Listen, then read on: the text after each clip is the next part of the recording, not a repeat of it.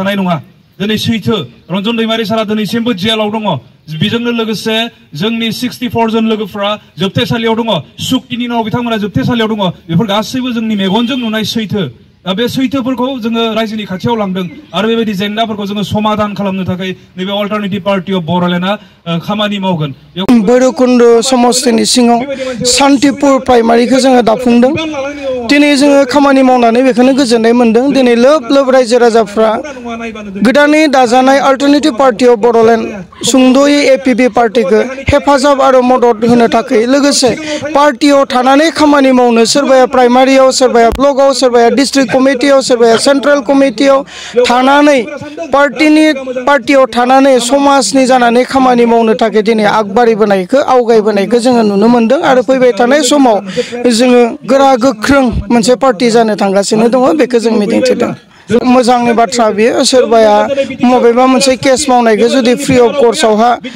खामानि मावनानै जुदि बा फ्रि अफ कर्सआवनो जुदि केसखौ उइथड्र खालामनो हायोबा मोजांनि बाथ्रा खिन्थु बेराफारसेजों बेयाव डिमेरिट्सफोर थागोन खारन महिला होननानै आंहा केस जायोबा आंहा ओरैहाय केस जायोब्लानो आंहा फ्रियावनो जेन केसआ उइथड्र जागोन बेखौ नोजोर बोनानै जुदि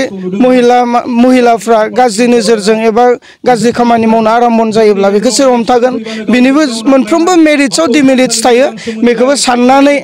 जेन खामानि मावो बेखौसो आं खावलायगोन फैबाय थानाय समाव जाहाथे जोङो समान मोनथाय मा महिला मा पुरुष जाहाथे बयनिबो समान मोनथायाव जोङो लांनो हायो सोरबा पार्लायाव सुनानै आइजोफोरनो बांसिन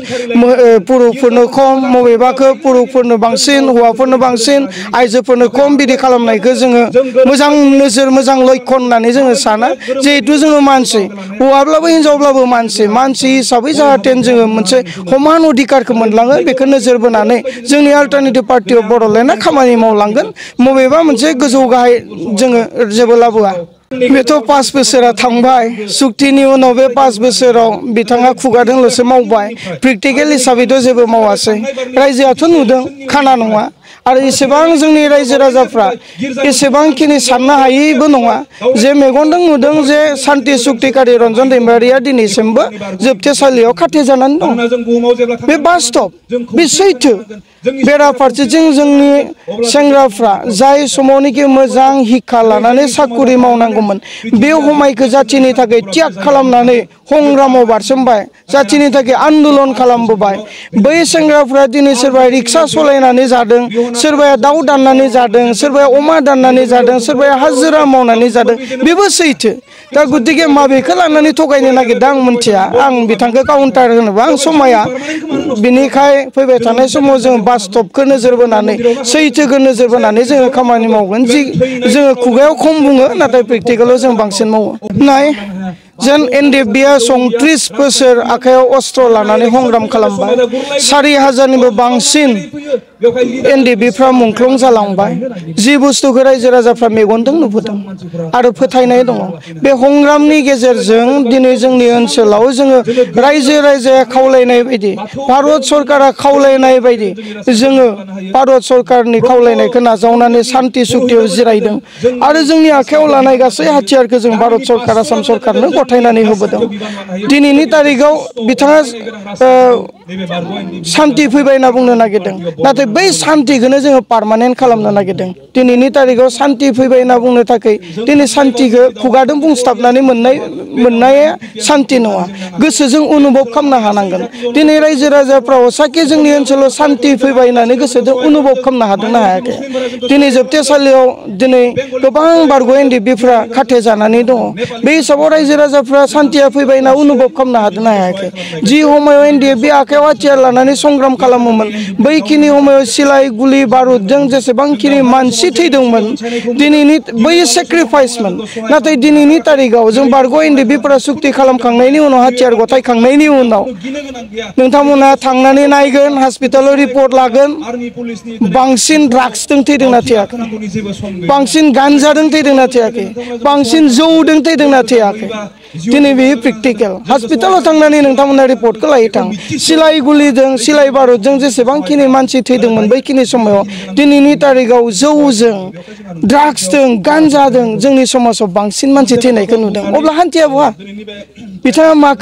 माखौ लानानै हान्थि बुंनो नागिरदों जों बुजियाखै खिन्थु बिथाङा परिबर्तननि बाथ्राखौ हले मावफुंबाय परिबर्तना मोननै एंगेलाव जायो मोजांनिफ्राय गाज्रि खालामनायाबो परिबर्तन गाज्रिनिफ्राय मोजाङाव लाबोनायाबो परिबर्तन बिथाङा मोजांनिफ्राय गाज्रियाव लांनाय परिबर्तनखौ खिन्थु मावफुंनो हाबाय रायजोनि गेजेराव बेखौ हले रायजो राजाफ्रा स्वीकार खालामो नाथाय नोंथांमोननि मेन एक्सएडिपिनि सिमाङा मामोन बर' हारिफोरनि थाखाय बर' रायजोनि थाखाय जोंनि जि सिमां बे सिमाङाथ' थेर बेथेर जालांबाय थेवब्लाबो दिनै जोङो जानजि खाफ्राफिनदों दिनै जोङो बारग' एनडिएफबिफोरा थांनाय 2020 जानुवारि 27 तारिखाव सान्ति सुक्ति खालामबाय बिनि उनावहाय जों आफादखौबो डिसबेन्ड खालामबाय आरो दिनैनि तारिखाव जों गोदान सेंग्रा सिख्लाफोरखौ आफादाव रिक्रुट खालामनो हानाय जोंहा मोन्थाय गैया गोदान आफाद दानायनिबो जोंहा मोन्थाय गैया बेनिखाय जोङो डेम'क्रेसियाव थानानै डेम'क्रेसि हिसाबै पलिटिकेल पार्टि दानानै बेयाव जों गोबां रायजो राजाफोरखौ लाफानानै समाजखौ सिबिनो नागिरदों लोगोसे जोंनि जि सिमां बे सिमांखौ जाफुंहोनायनि थांखियाव जोङो थांनो नागिरदों जोङो मेंग्लियाखै जोङो बायग्लियाखै जोंहा संगठनासो सिफाय जादों नाथाय जोंनि गोसो गोरबोआव जे हारिखौ अननाय मोजां मोननाय बेखौ दिनै सरकारा माब्लाबाबो जोंनिफ्राय सेख'नानै लानो हांनो हायाखै आरो बेयो माब्लाबाबो थेर बेदेर बायफ्लेनानै थांनाय नङा जों जाथिखौ सिबिदों आरो सिबिलांगोन मोजांनि बाथ्रा खौसेथिया फैयोब्ला नाथाय मोनसे बुस्थुखौ नोंथांमोना लक्ष्य खालाम बिथांमोननि जेब्लानाखि मेल मिटिं जायो उनथिंजाय मोनसे बेनार थायो जेरावनाखि पिस इउनिटि एन्ड इन्टिग्रिटि नाथाय पुलपिटआव थानानै माइक्र'फनाव बिथांमोना सोरखौबा थिक रायगोन बबेबा पार्टिया बबेबा पार्टिखौ थिक रायगोन बबेबा पार्टिया बबेबा पार्टिखौ थिक रायगोन अब्ला इउनिटिया बहा थाखो